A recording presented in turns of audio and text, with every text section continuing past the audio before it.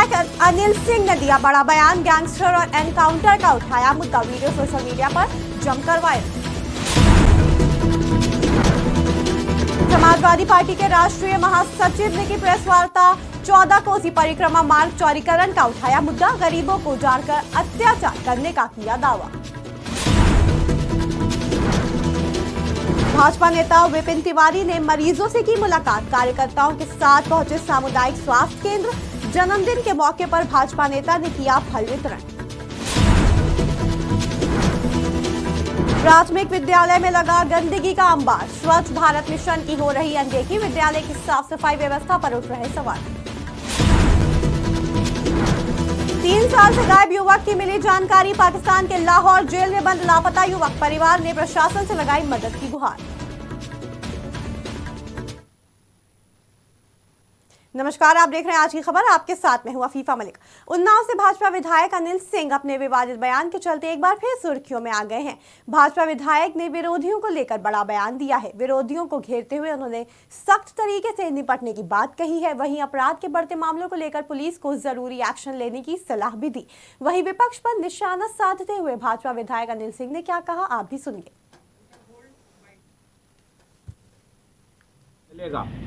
अभी मुझे सुनाई पड़ा कि एक नेता का घर गिरा, तो उस नेता के यहाँ मातम मनाने कई नेता गए थे। तो उन्होंने कहा कि मेरी सरकार आएगी तो अनिल सिंह को विधानसभा के अंदर घुसने नहीं दूंगा। एक कोई सुनील रावत हैं सहरावा के समाजवादी पार्टी के नेता।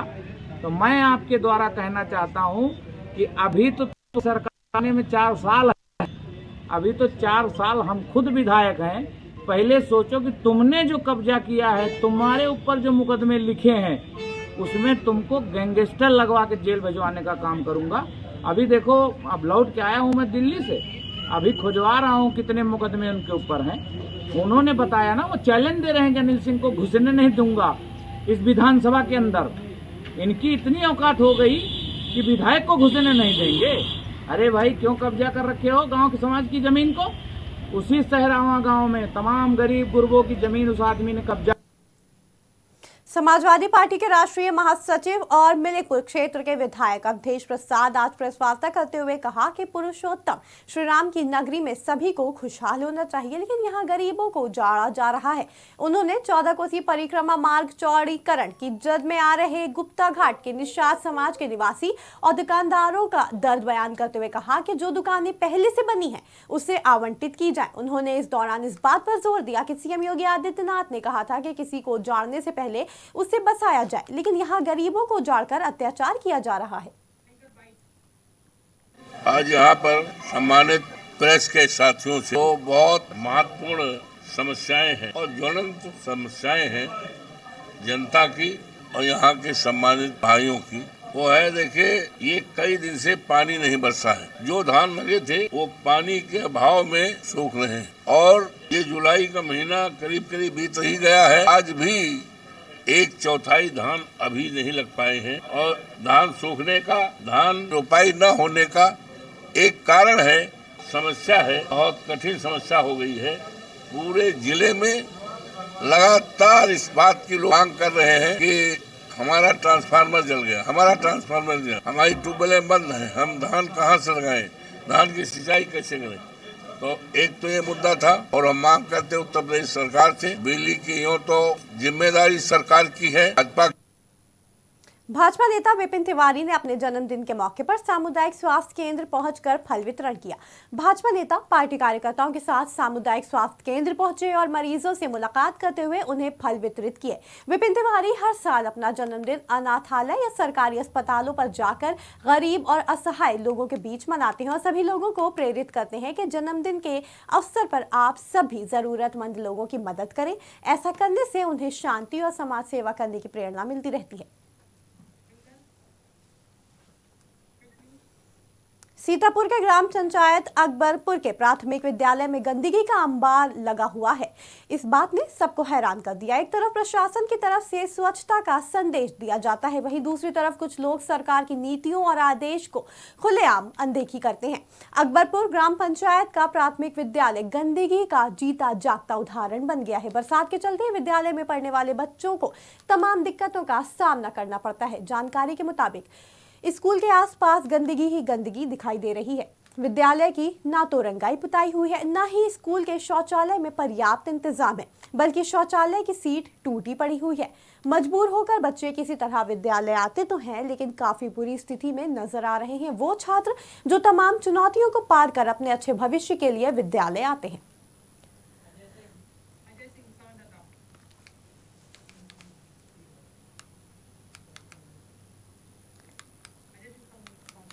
इस खबर पर ज्यादा जानकारी के लिए हमारे साथ जुड़ चुके हैं संवाददाता अजय सिंह। अजय सिंह, सीतापुर के ग्राम पंचायत अकबरपुर के प्राथमिक विद्यालय का ये हाल है। एक तरफ सरकार लगातार स्वच्छता पर ध्यान दे रही है, वहीं एक ऐसी जगह विद्यालय जहां छात्र अपने अच्छे भविष्य के लिए आते हैं, अपने कल को सुधारने के लिए आते हैं, उस जगह का ये हाल है। आखिर क्यों? जी, ये बता दें कि सीतापुर मिश्रित विकासखंड की जो ये ग्राम पंचायत है अकबरपुर, वहाँ प्राथमिक विद्यालय बना हुआ है। वहाँ पे ऑलरेडी एक सफाई कर्मी लगाया गया है जो कि सफाई किया करता है, लेकिन वहाँ पे इस तरीके से जो वीडियो आए हैं, वहाँ पे जो एक खबर आपके चैनल के माध्यम से दिखाई जा रही है, तो वहाँ पे साफ सफाई व्यवस्था एकदम शून्य के है। वहाँ पे अगर किसी अधिकारी से बात की जाती है तो वो टाल मटोल इस चीज के बारे में क्या करते हैं कि यहाँ सफाई कर्मी आता है। अगर सफाई कर्मी आता है तो इस तरीके से गंदगी आप शौचालय में देख सकते हैं, स्कूल परिसर में, विद्यालय परिसर में देख सकते हैं कि इस तरीके से गंदगी लगी हुई है। जी, संबंधित अधिकारियों का क्या कहना है इस लापरवाही के चलते? संबंधित अधिकारी या वीडियो से या वहाँ पे जो भी अधिकारी हैं, प्रधान हैं, उनसे जब बात की गई तो बोलते हैं कि सफाई होती रहती है, लेकिन एक ग्राम पंचायत हो तो आदमी देख ले, कई जगह हैं उनको पूरी ग्राम पंचायत देखनी पड़ती है, इसलिए जो है समय समय पर इसमें बरसात का सीजन है, इसलिए सफाई व्यवस्था जो है पूरी सही तरीके से नहीं हो पा रही है। एक तरफ यूं भी बरसात का मौसम, बरसात में किस तरह की परेशानियां होती हैं वो तो हम सभी उससे वाकिफ हैं कि आम जनता हो या छोटे बच्चे हो, सभी को तमाम परेशानियां होती हैं। वहीं स्कूल जाना इन बच्चों के लिए एक बड़ी चुनौती बन गया है ऐसे हालात में, और ये भी पता चल रहा है कि स्कूल के शौचालय तक के हाल बेहाल हैं। इसके पीछे कौन जिम्मेदार है और विद्यालय के जो प्रधानाचार्य हैं या जो भी लोग हैं वो साफ सफाई पे क्यों नहीं ध्यान दे रहे हैं? इसके बारे में खुद विद्यालय के लोगों का क्या कहना है?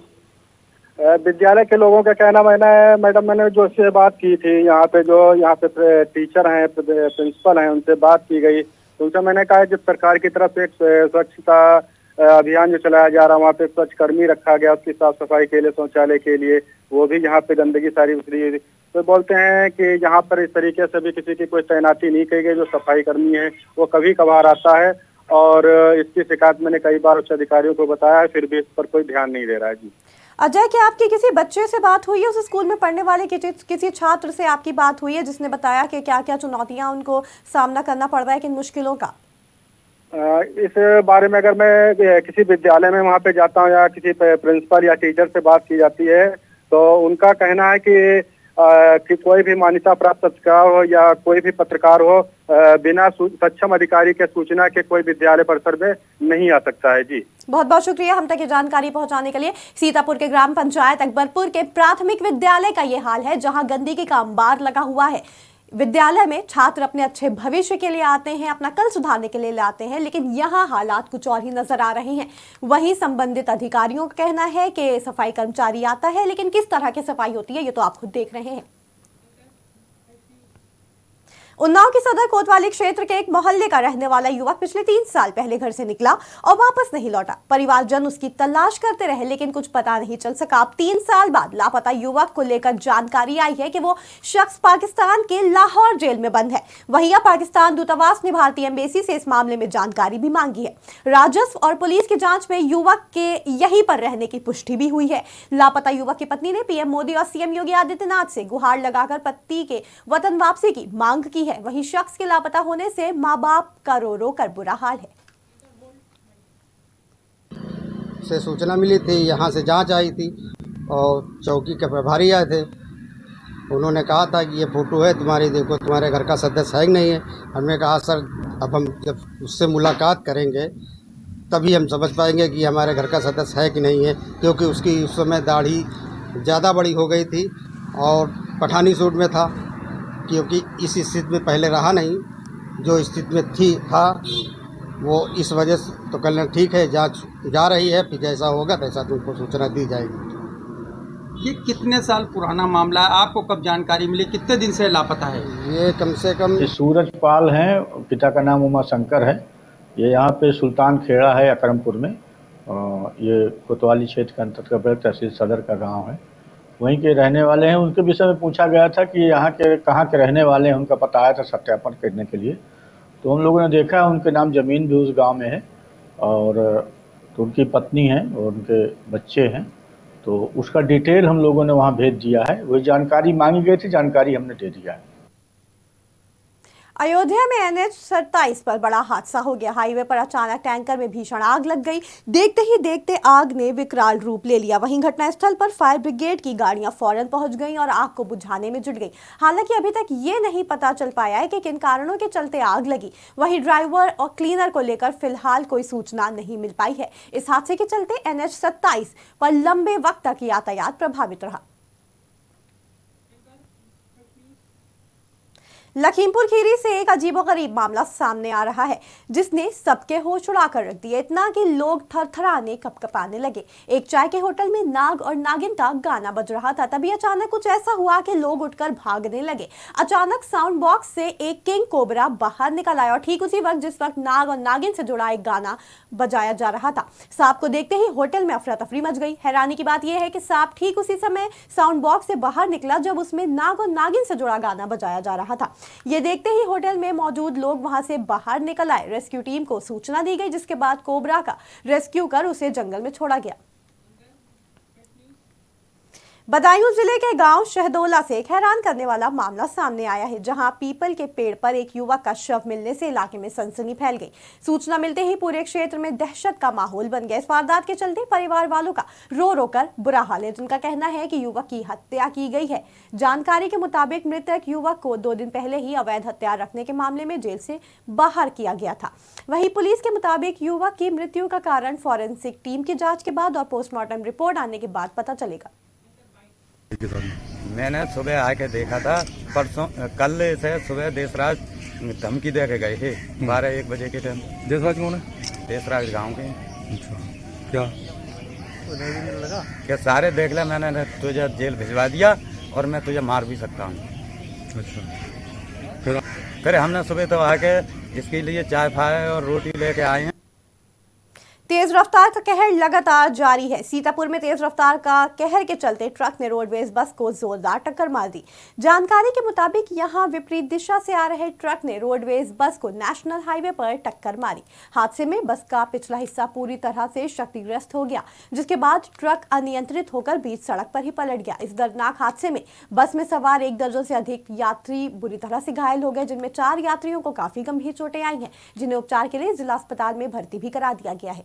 घटना के बाद ट्रक चालक मौके से फरार होने में कामयाब रहा। वहीं बस कंडक्टर की सूचना पर पुलिस पहुंची और सभी यात्रियों को रेस्क्यू कराया गया। 3 लोग आए एक्सीडेंट हुआ। एक को सर में चोट लगी सुधीर को, और दूसरे अंकित है, उनकी आँख में और चेहरा चोट लगी। तीसरे कुलदीप, उनके हाथ में चोट लगी। इसमें से सुधीर को ज़्यादा चोट लगी, उनको ट्रीटमेंट करके लखनऊ भेजा जा रहा है। उनको लखनऊ भेजा जा रहा है। अच्छा, बाकी 2 सामान्य हैं, ज़्यादा चोट। क्या नाम है आपका? तो नहीं है सर, कोई और तो नहीं है इसके अलावा? नहीं, 3 लोगों का नाम है। हमीरपुर जिले के मौधा कस्बे की एक युवती ने एक युवक के साथ भागकर आर्य समाज मंदिर से शादी कर ली। युवती के परिजन युवक के घर वालों पर दबाव बना रहे थे, जिस पर युवती ने सोशल मीडिया के माध्यम से अपने परिजनों पर खुद को प्रताड़ित करने का आरोप लगाते हुए शादी के लिए तैयार न होने की बात को बोली। साथ ही युवती ने युवक के द्वारा कोई भी जबरदस्ती न करने की बात भी स्वीकार ली। बताया जा रहा है कि युवक और युवती दोनों बालिग हैं। युवती के परिजनों द्वारा युवक के घर वालों पर दबाव डालने की बाद युवती ने वीडियो बनाकर सोशल मीडिया पर वीडियो को वायरल कर दिया। युवती का वीडियो अब सोशल मीडिया पर तेजी से वायरल हो रहा है। बांदा के धीरज नगर से एक हैरान करने वाला मामला सामने आया, जहां एक नाराज पत्नी ने विवाद के चलते आत्महत्या का कदम उठाते हुए अपनी जान दे दी। बताया जा रहा है कि पत्नी बीते 1 साल से अपने मायके में रह रही थी। जानकारी के मुताबिक पत्नी ने अपने पति से फोन पर बात की। पति से विवाद के बाद फांसी लगाकर आत्महत्या कर ली। स्थानीय लोगों ने आनन फानन में जिला अस्पताल में भर्ती तो कराया, लेकिन डॉक्टरों ने तब तक मृतका को घोषित कर दिया था। इस हादसे से पत्नी के परिवार में कोहराम मच गया है। मृतका की मां ने बताया कि पति और पत्नी को फोन पर धमकी देता था, गलत आरोप लगाता था। उत्तर प्रदेश की खबरों में फिलहाल इतना ही। जुड़े रहें आज की खबर के साथ ताजा तरीन खबरों के लिए।